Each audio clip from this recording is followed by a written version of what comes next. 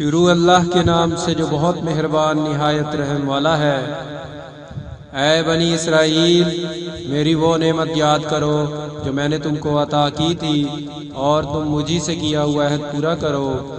تاکہ میں بھی تم سے کیا ہوا عہد پورا کروں، اور تم کسی اور سے نہیں بلکہ صرف مجھی سے ڈرو۔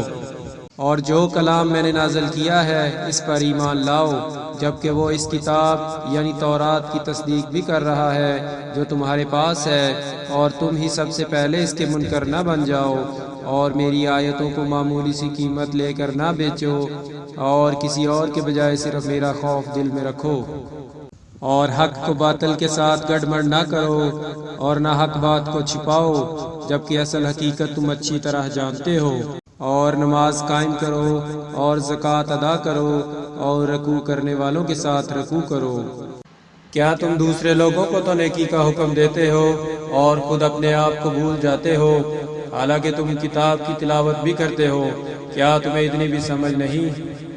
اور صبر اور نماز سے مدد حاصل کرو۔ نماز بھاری ضرور معلوم ہوتی ہے مگر ان لوگوں کو نہیں جو خشوع یعنی دھیان اور عاجزی سے پڑھتے ہیں، تو اس بات کا خیال رکھتے ہیں کہ وہ اپنے پروردگار سے ملنے والے ہیں اور ان کو اسی کی طرف لوٹ کر جانا ہے۔